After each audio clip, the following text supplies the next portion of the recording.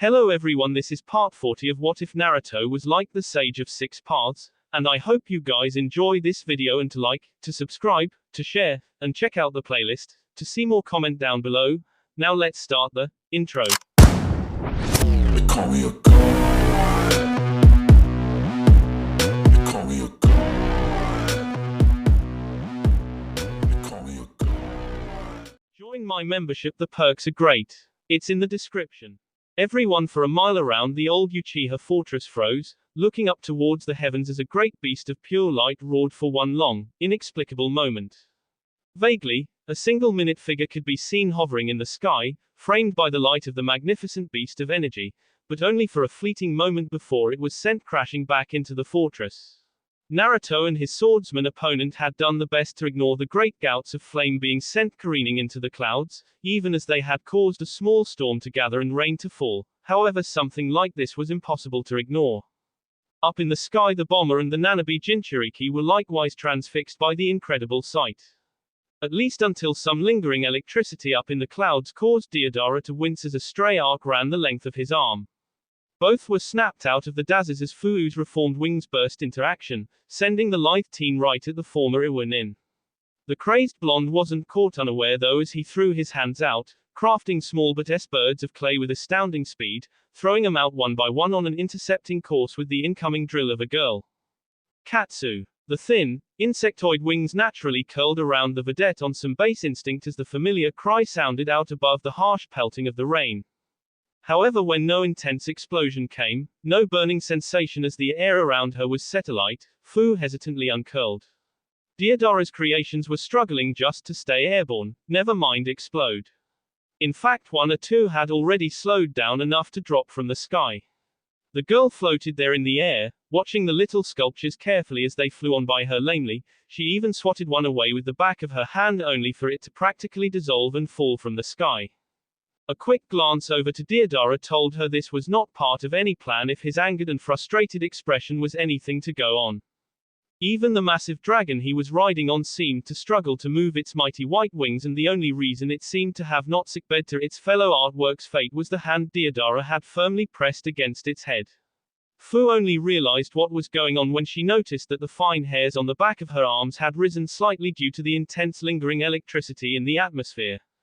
Earth chakra. She nodded to herself. Deodara's sculptures must have relied on some form of perverse earth-natured chakra, so naturally lightning would be its weakness. The tiniest flicker of a smirk crossed the Nanabi Jinchuriki's features as she floated there in the sky before flashing through a set of rapid hand seals. Suten, Mizukiri. Water from the atmosphere, of which there was plenty thanks to the lingering storm clouds, gently condensed around her clenched fist until a long thin katana made of pure water rested in her grip. It was her own personal refinement of her former village's famous water sea sword, substance for a keener edge. It would last long against any normal sword, or even most strong jutsu, however for her purpose it was perfect. Don't get why Jinchuriki, a sword isn't going to help you here. Not when you can't even get close to me, yeah. Fu didn't say anything, focusing on the blade in her hand and the way her chakra ran through it, converted to water nature as it left the tenketsu in her palm. Slowly she altered the chakra, rubbing it and exciting it until a small, chirping-like noise filled the space around her and the water sword began to glow with a brilliant inner light. Her hand began to vibrate uncontrollably and a wince passed over her features, so she quickly pulled up a one-handed ram seal before slowly and meticulously passing through the one-handed seals Haku had taught her.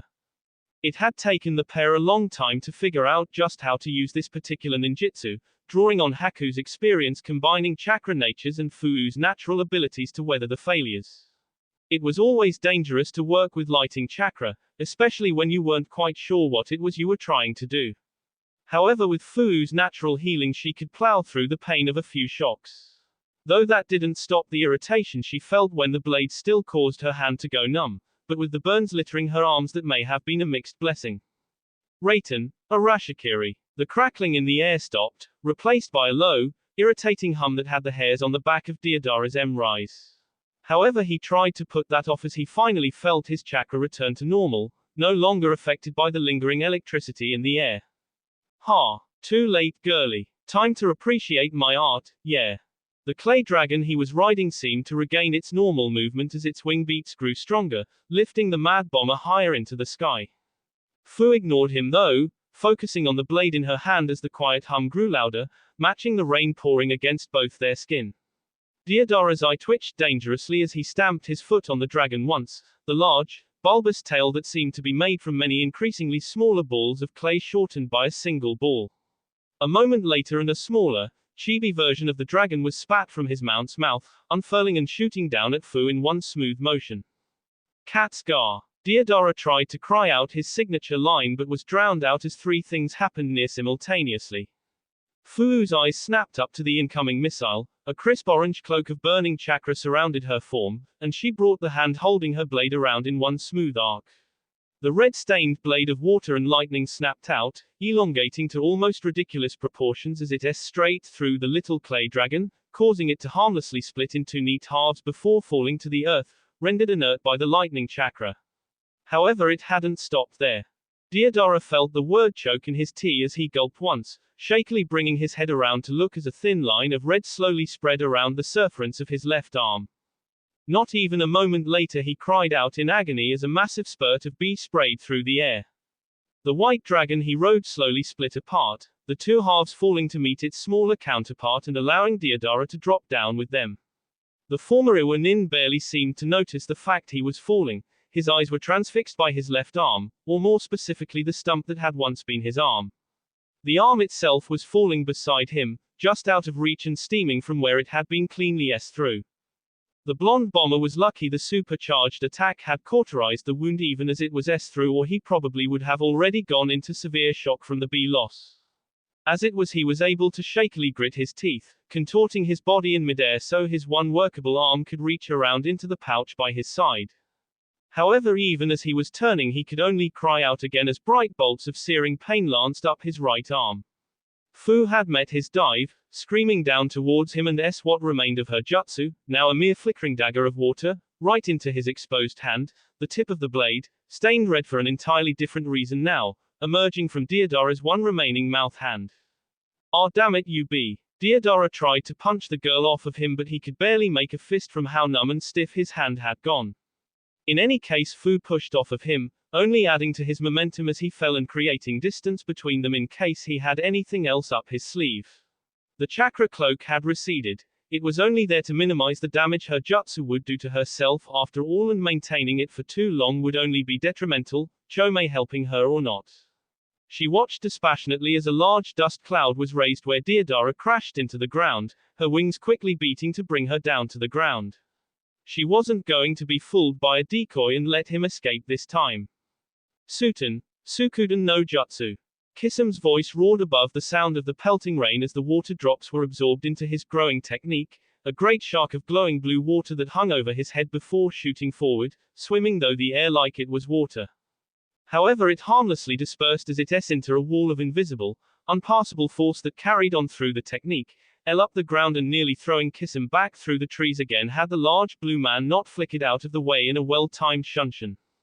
Shinra Tensei. Naruto lowered his arm, his burning golden eyes searching throughout the clearing for any sign of his opponent.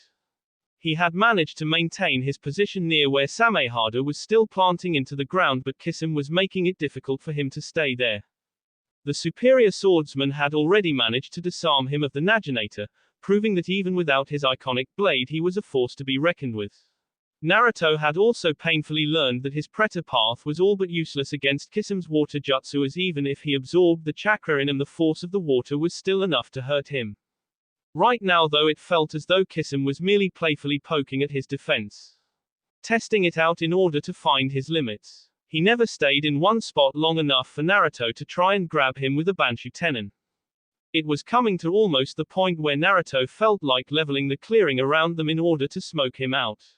However, his eyes flashed with victory as he felt Kisame pause in the trees through his water sense, his chakra building up for a jutsu. Instantly Naruto's hands found themselves instinctually grabbing the ram seal as his head flicked around to his target. Gedo, Kusari. There was a momentary sound of struggle along with Kisame's grunts and muttered curses, but after a few seconds the large shark-like man was brought into the clearing, bound almost head to toe in deep obsidian chains tipped with vicious hooks. Naruto didn't particularly enjoy the rather cruel appearance of his outer path's chains, but they were certainly useful. Hee, so this is the power of the Rinnegan.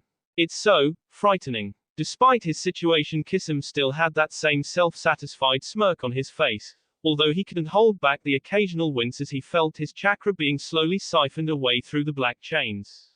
What do the Akatsuki want with the Beiyu? Despite the information Kakazu had given, that was the one thing the ancient Taki Nin couldn't answer. Kisame just chuckled though, glancing about at his restraints as though Naruto wasn't even there. This is pretty interesting, never seen Leader Sama use this one before. It almost reminds me of that annoying, loudmouth redhead I fought all those years ago. The vicious grin returned as he glanced back towards the blonde again. Didn't help her back then either. Suishin, Daibaku Suishoa.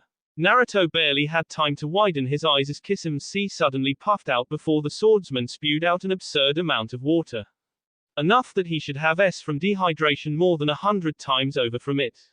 The crushing pressure of the gout was enough to break Naruto's concentration as he was swept away from the blue-skinned man and his now freed sword. However, moments later he felt the flow of the water change, now drawing him in, back towards the epicenter. He didn't hear the name of the jutsu being called out, but he could see its effects as an enormous dome of water was formed atop the forest, bending trees with its enormous weight. Naruto had to marvel at the magnitude of the jutsu. For such a thing to be possible when Kisame wasn't even a Jinchuriki was astounding. The dome of water even eclipsed the hill and fortress nearby, now blurred and unrecognizable from within. Naruto floated there for a moment, calming himself down so his body wouldn't use more oxygen than it needed to. However, his eyes widened as he felt a presence approaching rapidly. Only a burst of wind chakra from the tenketsu across his right side managed to move him out of the way in time for a speeding creature to go shooting past, inches from carving into him with sharp claws and glinting teeth. It had only been for a moment, but Naruto's Rinnegan had managed to capture every inch of Kisame's frightening transformation. He couldn't be sure, but the blonde suspected Kisame had somehow fused with Samehada as the blade was nowhere to be seen. The shark-like traits of the man had been exaggerated tenfold, a large fin sprouting from his back as his body grew and morphed to accommodate its new aquatic needs. Even as he was figuring this out, the swordsman was coming around for another pass. This time Naruto was sure he wouldn't be fooled by a burst of chakra to move him out the way. Instead he brought his hands up into an old classic, a seal he hadn't used in a while. Kage Bunshin no Jutsu. The words were muffled by the water, but the effect was unchanged as 5 copies of the monk popped into existence. His refined chakra control making it so there wasn't even a burst of smoke to herald their arrival. Instantly each clone began swimming off in a different direction, using bursts of well-timed chakra to power their way through the water as quickly as possible to escape the dome. Kisame spun to a stop where they had been, looking at each of the fleeing clones in turn before a cruel smirk grew on his flattened features. Using the shark's tail that came with his transformation, Kisame suddenly powered straight down in a seemingly random direction away from any of the fleeing clones. However, it was quickly revealed there was method in the seeming madness as his clawed and webbed hands shot forward, raking through seemingly empty water. However, his grin only grew as 4 lines of B rewarded his efforts as a 6th Naruto shimmered back into the visible spectrum, wincing from the new wound across his C. Silly monk, I can sense everything in this dome, visible or not. Oddly, the man's voice seemed unimpaired by the water and carried to the blonde easily, his cruel, playful tone not lost on his ears as he clutched at his C. Kisame quirked a brow when Naruto said something, however it only came out as bubbles, so whatever was said was lost on the shark-like being. However, the laugh at the end wasn't missed in the slightest, and before Kisame could spin around to lash out with his tail, the Naruto in front of him disappeared in a burst of smoke. His beady black eyes widened in surprise. That hadn't been a clone, he was absolutely certain of it. Samehada could detect things like that easily. Outside the water dome, one of the clones Kisame had deemed unimportant enough not to chase down watched curiously as the ceiling matrix faded away, leaving a blinking but at least in one piece Naruto standing there, looking over his body frantically. Once he was sure everything had come across in the summoning, he grinned with a small unnoticeable sigh of relief.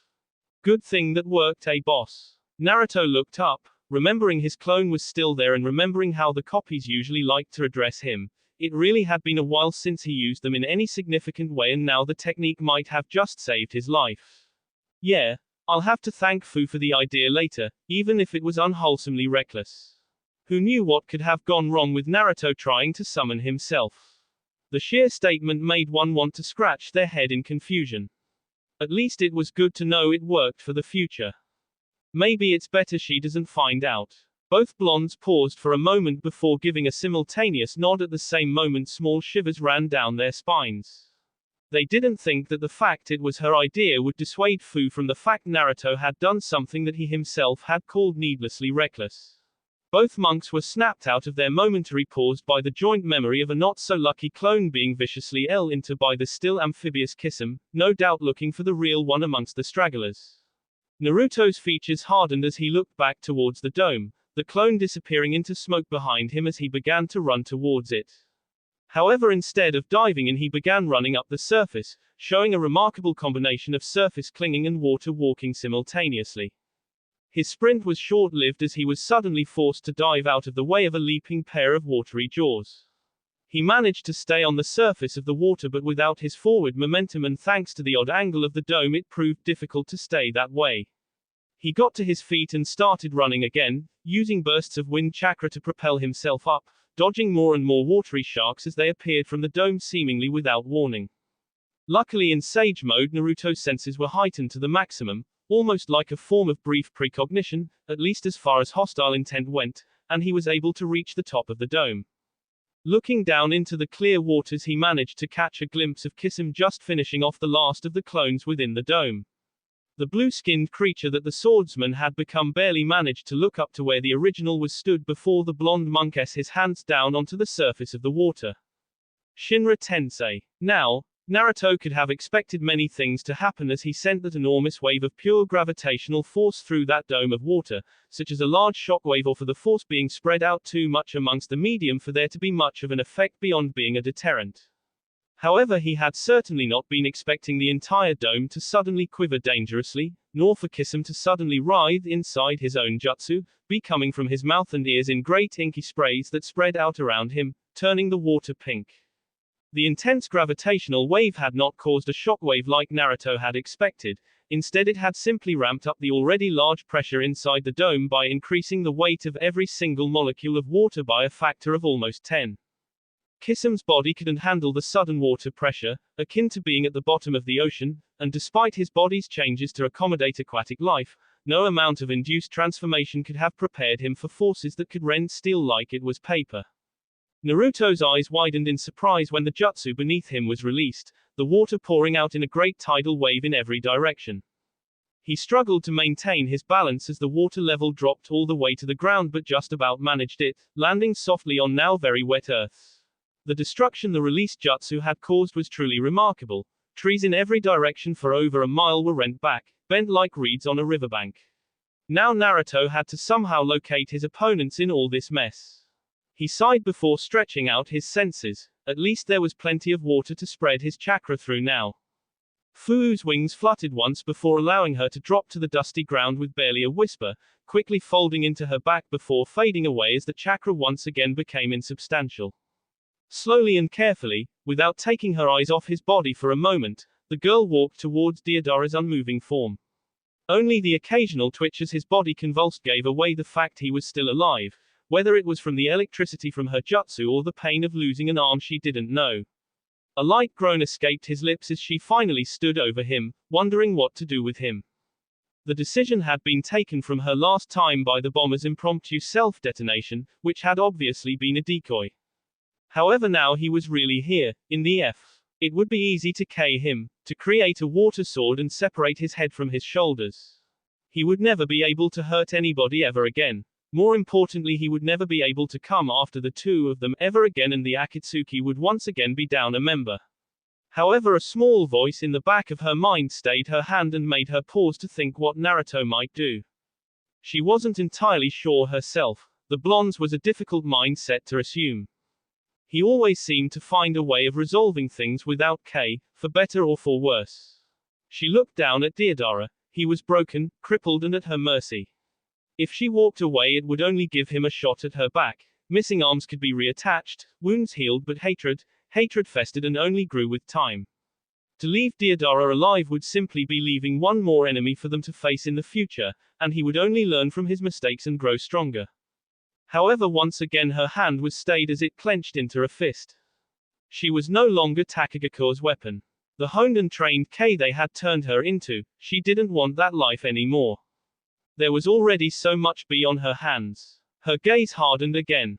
She had K people far more innocent than this man, under the orders of people far worse. What was one more stain on her soul? Naruto would never K this man, but maybe that was why she was here, to do the things that he couldn't. To protect him where he would only make himself vulnerable. She could do that for him. She could be Naruto's weapon because she could choose to be. She could do the things he wouldn't let himself do yet still had to be done nonetheless. Problems didn't solve themselves just because you wanted them to after all, you had to put in some effort on your part even if it wasn't something you would enjoy doing. In her indecision though she left herself open to attack and it seemed the blonde Iwanin was coherent enough to realize this as he suddenly grabbed her leg with his remaining arm. He pulled, throwing the Jinchuriki off balance before launching himself at her, scratching and clawing at her until he was on top of the girl. He wore a manic, crazed grin as B dribbled from the corner of his mouth, using his good arm to tear off the tattered remains of his Akatsuki cloak. Fu couldn't help the grimace as she saw the bomber had another large mouth, this time right over his heart. This is it Nanabe Jinchuriki, this is my final art. This is what will shake the world and forever emblazon my name in the minds of this land as the greatest artist. Slowly his skin began to become translucent, highlighting what Fu at first thought were veins but quickly realized were chakra pathways. They had become black and thick enough to be visible, something that certainly wasn't healthy. You can run, but you can't run far enough. His body slowly faded away, just leaving the black lines of his chakra pathway in the shape of his form. Because art, Fu began running, her legs not moving fast enough for her as the black lines began to converge around the bomber's former heart, compacting and condensing. Wings sprung from her back to propel herself forward but it wasn't enough, she still just couldn't get away fast enough. Is an explosion. There was a moment of utter serenity and silence before Fu knew nothing but white. Naruto had found Kisame within the minute, his limb body laying lamely on the ground, his sea barely rising and falling. Whatever transformation he had been under was reversed and Samehada was lying a few feet away, looking equally damaged with the bindings having come undone to reveal the blue scaly thing that lay hidden beneath. Many of its scales were broken and the sword itself seemed to be whimpering on the ground, trying to slowly edge towards its master. Moments later Naruto had both the sword and the swordsman bound in his chains again, to make sure they wouldn't try anything again. Kisame was in a kneeling position with his head low and his arms pulled out to either side except this time Naruto had also summoned a good portion of sand to restrain the rest of his body to prevent his repeating the same maneuver. The blonde sat down, letting his injuries get to him as he gently rubbed the gashes across his sea. He would need to see to those soon, but for now. Why are the Akatsuki collecting the Bayou?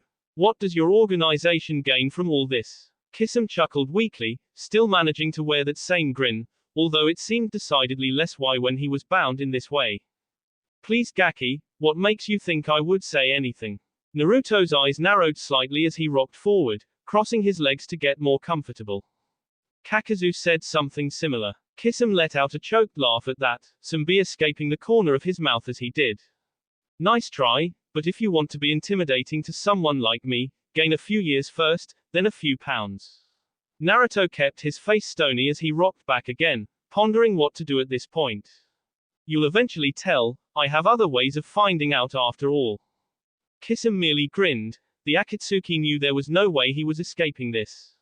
He was too low on chakra and Samehada was too damaged to help him there. However, all he needed was a single opportunity. An opportunity that came as the ground suddenly shook violently, a single beam of light stretching high into the sky far from them before a single second of silence. Naruto and Kisame both were transfixed as an enormous explosion, larger than anything the two could have imagined, reached into the sky, possible a mile in radius. Fu! Naruto stared in shock at the anic blast, his concentration on the chains binding Kisame slipping as he stared in horror. The shark-like man swiped the opportunity, wrenching against his restraints so that his end was free and quickly spitting out a ball of water to surround himself. He was still bound in the chains but the sand had sloughed off him, too heavy to maintain its shape due to the water. His muscles bulged incredibly as he brought a single hand up to prick his thumb on one of his sharpened, shark-like teeth.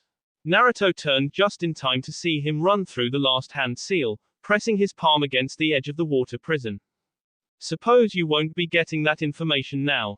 But that was a good fight, Gaki.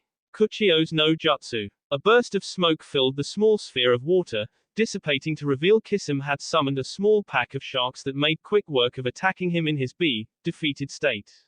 Naruto tried to pull the man out of there with the chains, but the sharks had bitten clean through them in their attempts to tear away at the swordsman's The former Kirinin simply closed his eyes and bore it all in perfect, stoic silence.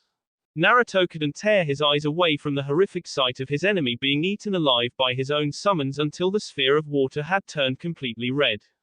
For another few seconds he simply stared in disbelief, wondering just what could drive a man to do such a thing in the name of an organization like the Akatsuki.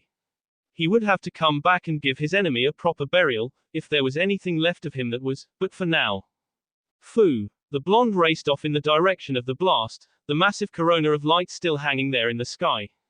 On the way he absently grabbed his shakuju from where he had planted it in the ground earlier. Oddly it didn't even look wet, but Naruto had little time to ponder that as he raced towards his friend and lover, praying that she was okay. Fuu's eyes blinked open, calming her breathing when she realized she hadn't felt the searing heat or blinding agony of the blast she had been trying to outrun. In fact, all she had felt in those last few seconds was an odd, distorting feeling that left her with an uncomfortable sensation in her stomach. She saw nothing but cloudy gray skies above her as well as trees that seemed to be bent at rather odd angles. Good. You weren't knocked unconscious. Fu was instantly on alert at the deep, resonating voice, jumping to her feet and darting her eyes about until they landed on a man up in a nearby tree. Her muscles tensed as she saw the signature black cloak with red clouds of the Akatsuki as well as the orange, swirled mask that hid the man's face from her. Oh, so hostile to the one who saved your life. Fu simply narrowed her eyes, making the man sigh as he leapt from the tree branch to land near her. So predictably dull. I suppose you're wondering why a member of the Akatsuki saved your life.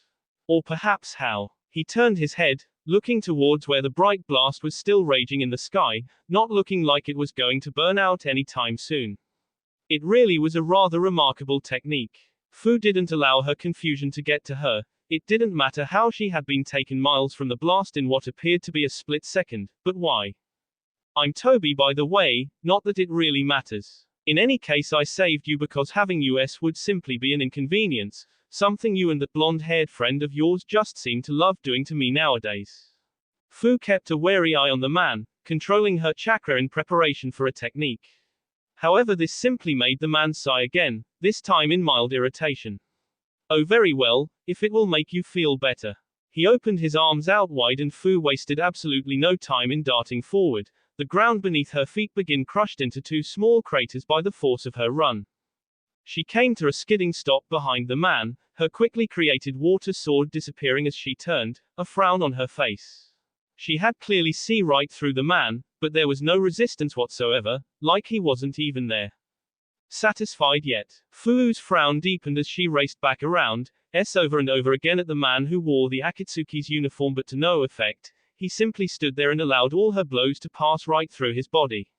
Finally she stopped, taking a few steps back and allowing her water sword to dissipate again. However, she kept her guard up in case it was some kind of ploy.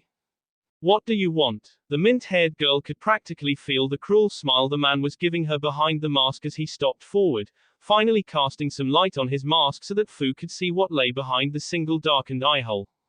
That's simple. I want you to kill the man you love. The red eye hidden in the darkness of the mask spun hypnotically as he spoke, each syllable becoming more and more muffled as Fu felt her vision descending behind a haze, losing herself in that spinning black circle framed by the most brilliant red. Naruto had to almost physically stop himself as he found himself running blindly through the trees towards the site of the explosion. It raged on ahead of him, like some great ghost of light reaching up towards the sky as if in some ancient prayer. The shockwave had already traveled past him, bending the trees that had been crushed in the previous tidal wave back the other way. Many couldn't take all the differing pressures and had snapped completely, reduced to kindling by the opposing forces. Now the blonde was having to deal with the intense heat washing over the area, However, that was more tolerable, especially when Naruto was completely unconcerned by anything other than Fuu's safety, including his own. He came to a stop near a blackened tree stump, taking deep, calming breaths to clear his mind of his distress. Once he had and he could think a lot more clearly, he remembered the various tools in his arsenal to help him with situations like these. Instantly he brought his hand about to summon Fu to him. It would be the fastest way to make sure she was safe. Kuchio, Naruto stopped, gazing oddly at his hand that was trembling just a scant few inches above the surface of the ground. What if Fu wasn't okay and what he was about to summon to him wasn't the girl he loved, but only what was left of her? The young monk's eyes widened at the implications his own mind was giving him, horrific images of burned skin and darkened F flashing across his mind. His hand curled inwards shakily as he withdrew it from the ground towards his sea, almost protectively as he stared blankly at the dusty ground. No, he shook his head fiercely, snapping himself out of his own petrification. It was an alien sensation he hadn't felt for a long time, not since Mizu no Kuni. If anything, he was only delaying what help he might be able to give to Fu. She could be badly injured and he was just standing here deliberating over whether he could face her death. However, once again his hand paused above the ground, quivering with restraint as the words just couldn't make it past his lips. He slowly shook his head, his heart pounding in his ears as he straightened up, reaching out with his senses for any sign of his wayward friend. However, the air was just too dry, the heat from the explosion evaporating any water vapor to beyond useful levels. Charred and lightly burning leaves fluttered past his head, glowing pale hues of orange and yellow as they blackened and broke apart. The blonde stared at his own hand, as if confused by his own inaction. Quivering L orbs traced his palm as if it would hold the answer of what to do. However, he didn't find the answer there, but in the faint shine of the Majitama necklace hanging around his neck that glowed in the iridescent light of the various fires littering the forest. Gently he touched a finger to one of the beads, remembering when Fu had given him the gift. His eyes steeled at that. Even if Fu was he needed to know as much. Naruto. This time Naruto's hand paused for an entirely different reason as the faint voice found its way through the trees towards him. Naruto turned so fast towards that voice it would have made the Raikage raise an eyebrow, just in time to see Fu stumble out of the nearby tree line, seeming a little confused and lost. Fu, you're okay. She had a few light burns and scalds across the skin he could see, and she seemed more than a little exhausted by her fight, but none of that mattered. She was alive. I'm not sure. Orange eyes widened in surprise, faltering on her words as she was suddenly enveloped in a warm embrace. Naruto had crossed the distance between them faster than she could have believed, wrapping her in a warm, comforting hug that had her unconsciously sighing in relief. It was here when she knew it was over, here in these arms where she felt safe. It doesn't matter, you're okay, that's all that matters. Fu nodded, a faint smile on her face as she simply enjoyed the contact. Naruto was right, it didn't matter how she was okay, or even how she escaped the blast. However, as that thought came to her, she couldn't help but frown. Something nagged at the back of her mind, something inexplicable she couldn't quite grasp. As she opened her eyes, she found herself staring at the kunai she held perfectly balanced between her fingers, having gone unnoticed until now. Why was she holding it like that, pointed right at Naruto's back? Something about that didn't seem right to her, but once again the reason why only drew a blank within her mind. Almost as if in slow motion she watched ponderously as she s the small metal implement right into the blonde's back. The way she had done it would have lodged the blade right into Naruto's heart. A quick turn and he wouldn't even have realized what had happened before his beat pressure had dropped sufficiently and his body went into shock. It would have been a relatively quick death. Fu had seen it a few times before. However, the last few dregs of nature chakra still within Naruto's system saw to it that his danger instincts kicked in just in time to move his body slightly to the left. Instead of piercing his heart, the clean, sharp blade merely nicked it, instead puncturing the lung. Before Fu could twist the kunai to correct the slight error, Naruto staggered back, his eyes opened wide in disbelief and pain with the kunai still firmly lodged in his back. He tried to reach around and pull out the blade on instinct, but it was in an awkward position he couldn't reach. It was probably what saved his life.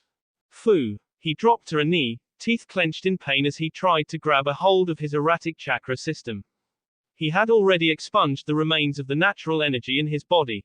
After all, if he lost concentration over that, then it would have been far more fatal than a knife to his back. Fu, what's going on, girl? Naruto grunted as he rolled to the side to avoid a fast leg swipe aimed at his C that would have severely worsened his condition. You moved, that will make this more complicated. Fu stood back up straight, seemingly ignoring the various injuries across her body as she leveled an even, emotionless look at the blonde. Naruto wanted to cringe away from those eyes. So cold, so lacking in any kind of warmth or compassion, it was like the last 3 years might as well never have happened. However, he stood too, a generous distance between the pair as they stared across at one another. Fu had to commend Naruto, even with a rather serious sea wound he was able to stand perfectly straight. It was no doubt thanks to his Asura Path's metal coating stopping the worst of the bee. Fu, what is going on? Why are you doing this? The mint-haired girl didn't answer him, merely glancing across his body, picking it apart as she searched for weaknesses to exploit. This was the cold, calculated Naruto had saved from Taki, not the friend and lover he had come to know after all this time. Wings burst from the girl's back, launching her up into the air with rapid but powerful strokes from the insectoid appendages. Fu wasted no movements as she breathed out a cloud of very recognizable, glittering dust that quickly surrounded the area. At the same moment she brought her hands into the tiger seal.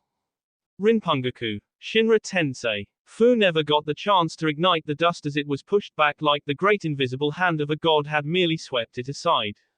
She stared down at the blonde at the center of it all, with his clothing torn and his upper half exposed, his hair falling across his eyes to shadow them, and standing amongst the smoldering remains of a forest in the wake of Deodara's last bomb he looked like some enemy of destruction. However, when he lifted his head there was no anger in his eyes, only sadness and betrayal that was quickly masked by a cold steel. I asked what was going on, Fu. The amber-eyes girl again chose not to answer as a liquid, bubbling mass of chakra slowly covered her form. This briefly made Naruto's eyes widen. The chakra cloak lacked any of its usual definition or crispness, meaning Fu was forcefully drawing it against Chomai's will. However, those thoughts took a backseat as 4 wings practically burst from the chakra cloak, as well as a long spindly tail that swayed behind the Jinchuriki menacingly. Naruto tried to gain a grip on the situation, but Fu seemed determined on preventing him any kind of thought as she shot forward, her wings a blur and her body merely an orange blob as she skimmed across the ground towards him. Shinra Ten. Naruto brought his arm up, the words coming from his mouth by instinct only for him to trip over his tongue as instead of the vile orange mass of chakra he saw Fu, the real Fu. The girl he had woken up with not a single night ago after just having made love. His moment of indecision cost him as Fu flew right by him, a quiet descending over the burning clearing. Ah! Naruto fell to his knees, clutching at his arms as they leaked a steady stream of B from the 2 large gashes across his forearms. Even his Asura Path hadn't been strong enough to match Fu's Beiyu enhanced water swords. At least he had managed to bring up a quick defense, or those gashes would have had pride of place alongside the ones Kisame had given him across his C. However, the pain didn't stop him from bringing his hands up into the ram seal in preparation for Fu's second run. Suddenly the girl found herself strafing to the left and right as great tendrils of sand leapt to Naruto's defense, trying to indiscriminately swat Fu from the sky. Instantly the girl could tell this was Shukaku's work, not Naruto's, which could only mean he was Gedo, Kusari. Fu was right and realized it just in time to divert her course, screaming up into the air as 5 black chains burst from the ground beneath her, swirling and constricting around thin air. However, they weren't fooled long, and soon she was racing across the sky with the surprisingly dexterous chains in pursuit. However, where she would duck between trees they would ell right through them in their attempts to halt her. What the girl didn't realize in her haste to get away was that they were simply shepherding her in a loop back towards the clearing. Banshu Tenon. Fu's eyes widened when she realized what was happening, too late as her head spun around to see Naruto's outstretched hands. However, only one aimed at her, the other at a massive ball of sand hovering a distance away in the clearing. The 2 immediately began flying at one another as their respective gravitation fields towards between each other were amplified greatly. To her credit, Fu didn't even let out a grunt as he body crashed into the sand sphere, quickly being engulfed by the more malleable material until only her head remained outside, still burning with her Bijuu's forcefully taken energy. Fu, talk to me, tell me what is going on. Again Naruto wanted to look away as Fu's cold, emotionless eyes met with his own as her head slowly turned to him. They were completely orange now, lacking any kind of humanity within as the dark energy's influence showed through. I would have thought it obvious, I'm trying to kill you. Her tone, while level and perfectly cold, was still warped and twisted by the chakra shroud, coming out as a growl. Naruto's eyes hardened as he brought the sand sphere closer, chains wrapping around it carefully as an added layer of restraints. Why? Fuu's eyes narrowed as she continued to struggle against her bonds. However, while Naruto's body was weakened by his injuries, his control over the sand, aided by Shukaku, was absolute and it didn't budge an inch. Fu, why are you doing this? What happened? Still not getting an answer, Naruto's frown deepened. He took a step forward, placing his hand on Fuu's forehead, wincing as the malevolent chakra burned him. However, the pain was dulled through the Asura path and he ignored it, instead sending a pulse of his chakra through Fuu's system, trying to break the genjutsu she had to be under. She had to be, so he sent another pulse. There was no other explanation. She had to be under a genjutsu, so he sent another pulse. However, as Naruto sent powerful and disruptive pulses of his chakra through the girl's system, the shroud of orange chakra refused to recede. She still glared at him with those cold, unfeeling eyes as his attempts to break the increasingly unlikely genjutsu continued to fail. Finally, he took a step back, a mix of anger and defeat across his features as nothing changed. He brought his hands up into a ram seal, stopping his chakra before pulsing out, even stronger. If Fu wasn't under a genjutsu, then he had to be. However, pulse after pulse and he was left with exactly the same scenario. Ah, there it is. Naruto froze as the carefree but pleased tone floated around the clearing, making the blonde look up towards the man carelessly lounging on the branch of a nearby tree, the smoldering bark apparently not concerning him. There's the look I was going for, the defeat, the anguish. He hopped out of the tree, his feet not even bending the grass beneath him as he landed and not making the slightest noise, like he wasn't really there. You know, I had considered coming before you as Toby, but I think it would be insulting to you to talk to you as that idiotic persona. So instead, here I am. Naruto's eyes narrowed at the man who shouldn't exist. Literally, Naruto couldn't even feel the slightest thing that could be called a presence from him. Who are you? Naruto found his hand unconsciously bailing into a fist as the man aimlessly wandered towards him. The frustration over this situation, the exhaustion he was feeling from everything that happened, it was all being directed at this Akatsuki robe-wearing man right now. Oh me, I'm nobody. Naruto's ringed eye twitched lightly at that. Something about that statement felt intrinsically wrong to the young blonde. His Idini was everything to him, who he was to his friends, to his loved ones, it was all that mattered, that and who they were to him. For this man to so carelessly throw all that away with such a casual statement, it was like everything Naruto hated in 2 words. Oh yes, there it is again, the anger. I'm not sure if I should feel blasphemous or elated that I can make a monk feel such an emotion. After a moment here it appeared the masked man was actually considering this, his hand against what would have been his chin had the orange, swirled mask not been there, he simply shrugged. Ah well, you were never really that good of a monk anyway. After all, his voice became deeper, far more menacing as Naruto felt his one eye, hidden by the darkness of the mask's eyehole, bore right into him. Monks don't kill people, ne. It was just for a moment, a fleeting moment, but as the masked man stressed that final word, Naruto was back in Mizu, Shizuku's bee on his hand and Yagura's taunting smile in front of him. You did this, didn't you? He made no motion to Fu as his voice became icy cold, but the man seemed to get his point either way, glancing over to the bound girl with an indecipherable expression thanks to the mask. How very astute, or maybe I just made it really obvious. In any case, suppose I did, what would it matter then? His voice had a lilting, mocking tone to it as he rocked back and forth, arms behind his back like some cheeky schoolboy who thought he had done the most hilarious thing in front of the teacher. What did you do to her? The masked man edged his head to one side like a dog for a moment before glancing at Fu again. Couldn't you tell? It's a genjutsu, of course. I had thought you would have worked that much out yourself. His voice spelled it out like it was the most obvious thing in the world. Naruto didn't realize it, but just the sound of this man's carefree voice was causing his fist to tighten until his knuckles turned white. Why? Why are you doing this? It was a valid question, even if it took all of Naruto's reasoning just to ask, as opposed to trying to crush this man against the ground for what he had caused Fu to do. If he had the opportunity to put her under a genjutsu, he could have simply taken her, or K her. This all just seemed too elaborate. Simple, I wanted this, right here. The masked man gestured around the clearing in a grand sweeping motion that seemed a little too theatrical for the tense situation. I wanted you to despair, to feel this defeat you do now so you could understand the unfairness of it all, the unfairness of this fake illusion of a world. Naruto had to fight back the snarl as it took every ounce of his self-control to take a shaky, but mildly calming breath. What for? He refused to give the satisfaction of a reaction to this man, or at least he wouldn't have had the man not spoken his next words. For peace, of course. Naruto took a step forward, his violet-rippled eyes flashing with anger for a split second. However, when his foot touched the ground again, he was no longer in that smoldering clearing, but in the massive octagonal room of his seal.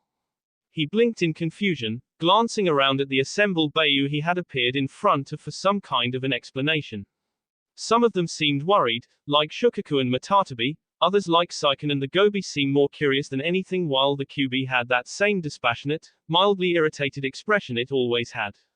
What's going on? Why am I here? He looked around, waiting for one of the mighty beings of chakra to speak, yet whenever one of them looked like they were about to, they sent a furtive glance towards the Kyuubi's cage. Finally, though, Shukaku broke the terse silence, having been fidgeting frantically before. Father was very angry. Naruto's confusion only grew until the Kyuubi's great rumbling voice echoed throughout the room. What the tanuki means is, you were drawing on our chakra. Naruto blinked in genuine surprise at that. He hadn't even felt himself doing it. Then again, the only other time he had really called upon his tenant's chakra, even subconsciously, was against Yagura. The Kyuubi's giant eye followed the blonde carefully before narrowing slightly. Just as you were thinking, you would have likely lost control again had I not pulled you in here. Naruto's frown deepened as he turned towards the fox, a glimmer of hope entering his ripple orbs. Then, you helped me. His trousers, scuffed up and torn as they were, rippled in the warm breeze the Kyuubi's snort of derision caused. Please, Ninjan, nothing so mundane. I merely decide who uses my chakra. At that, Naruto's head lowered slightly, his hair falling forward to shadow his eyes. That's it then. In the deafening silence of the seal, the light sound of a single drop of water splashing against cold concrete could be heard like a gong. Naruto looked down at the tear staining the floor before bringing a hand up to catch the one still clinging to his cheek. This is still the way it is, after everything that's happened. His voice was eerily quiet, yet all the Beiyu could hear it perfectly. Ning. My name is Naruto. The blonde's voice echoed as the sheer anger and emotion carried across the room like a physical shockwave. The Kyuubi's eyes widened slightly as with the shout, the cell door of his cage simply crumpled. There was no give, no strain from the metal, it was simply crunched into a ball like it was nothing more than tin foil in the hands of a disinterested child. The monk himself was now hovering a few feet off the ground, his eyes still shadowed and his hands balled into fists. Why? His voice was no longer a whisper, clearly carrying across the room as if it were being projected by some speaker. Why do you have to make it this way? When his head lifted up, each Beiyu could see that his eyes were slightly red and there were a few tear stains across his cheeks. Just this once, why can't you help me? When it's Fu, when it's someone I care about, why can't you just stop with this needless hatred and help me? Slowly as he spoke, his voice became less saddened and instead, angrier as his frustrations finally got to him. However, after a moment of eye contact between the monk and the great fox, Naruto finally looked away, seeming to deflate as his anger just left him. Why? His drop to the ground, not having even realized he had somehow traversed the distance between them, so he was standing right before the Kyuubi, inside the creature's cell. Somewhere behind him the remains of the cell door, previously having been floating like some piece of astral debris, dropped to the ground with a resounding clang, apparently breaking everyone out of the silence that had enveloped the room.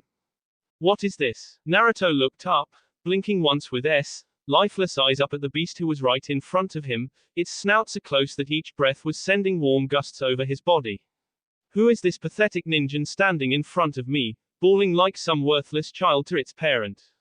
A little life returned to Naruto's eyes as his hands balled into fists again, anger flooding his system.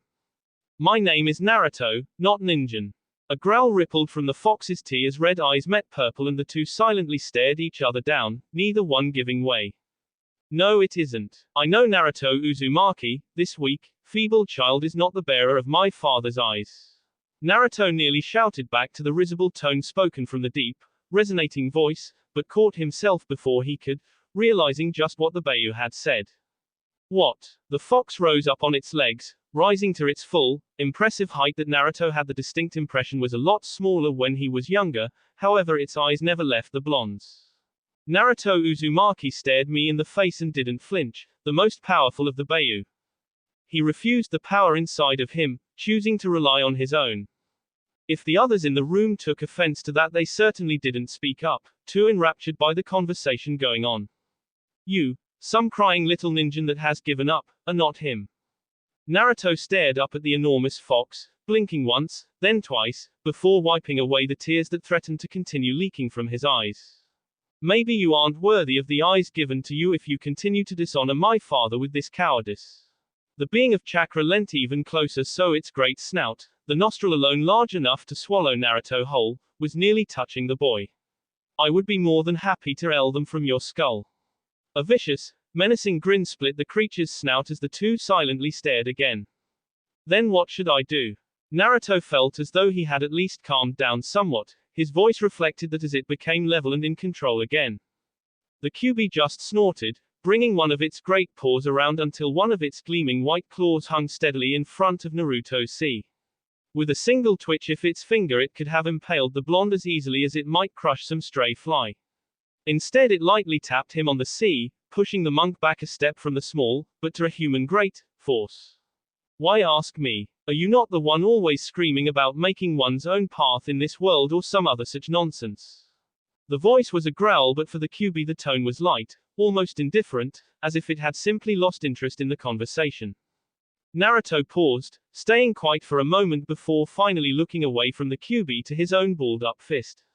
He regarded it for a moment before finally allowing it to relax. It was like a wave of relief passing through his body, washing away his frustration and allowing him to think clearly.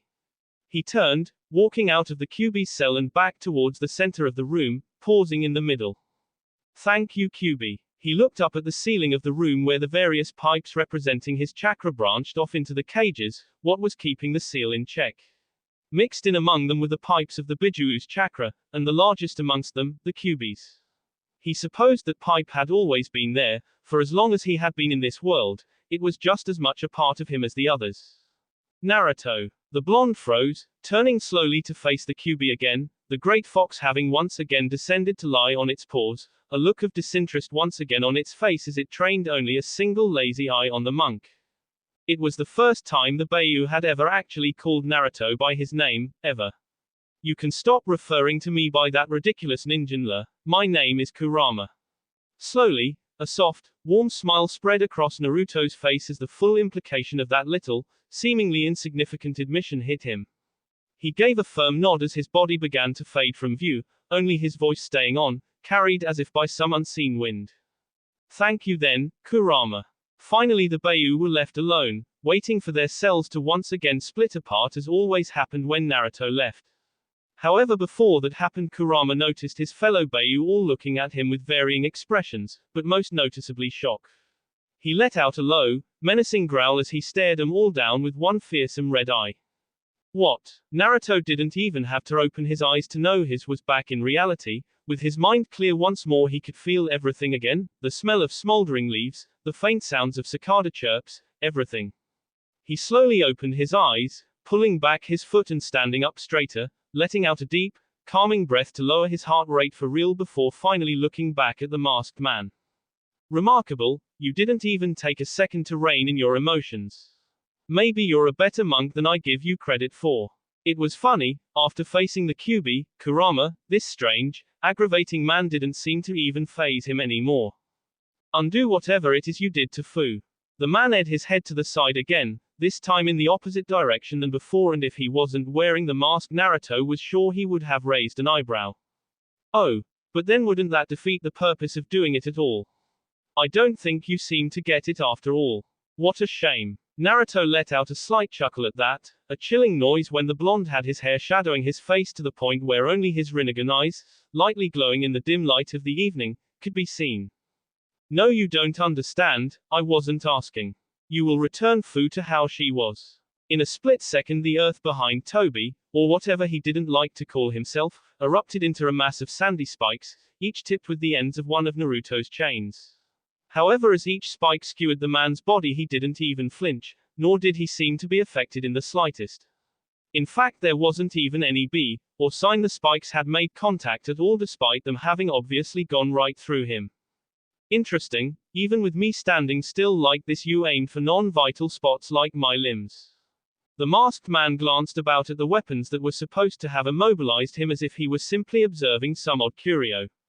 Naruto's eyes narrowed marginally at the revealed ability, tens of possibilities running through his head in a split instant before a light smile formed over his features, something to which the man took immediate notice of. After all, the blonde wasn't supposed to be smiling, he was supposed to be in anguish. It made him wonder just what had happened in that split second. That's an incredible ability you have there, to completely phase through an object as if your body was completely immaterial. Naruto nodded slowly as if he were thinking through the various possibilities such an ability would allow. It was like the ultimate passive-aggressive tool.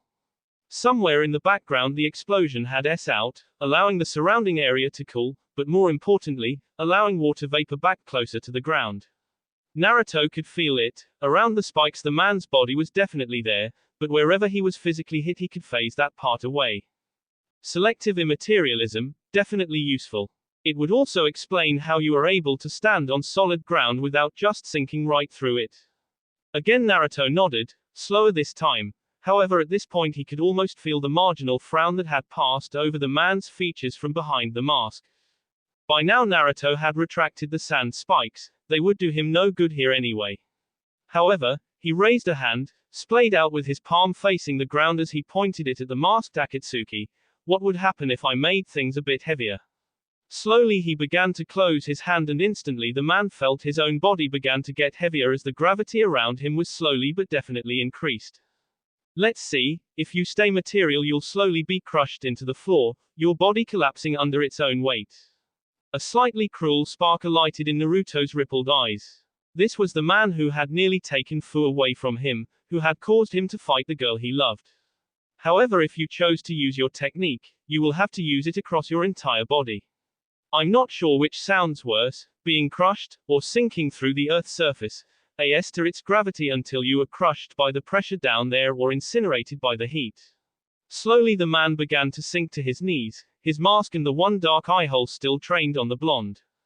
You wouldn't, you're a monk. Naruto's eyes merely narrowed, his hand closing a little quicker in response to the taunt. That's a very flexible term. He was about to close his hand but before he could the Akatsuki member growled, his body beginning to distort in a strange way as it swirled out of existence, centered around the visible, but darkened eye. Well played Uzumaki, well played. Finally the man disappeared but not before allowing Naruto to catch a glimpse of just what lay behind that darkened eye hole. The blonde's eyes widened in surprise at the sight of a fully developed Sharingan, barely even paying attention as the man finally vanished completely as he turned back to Fu.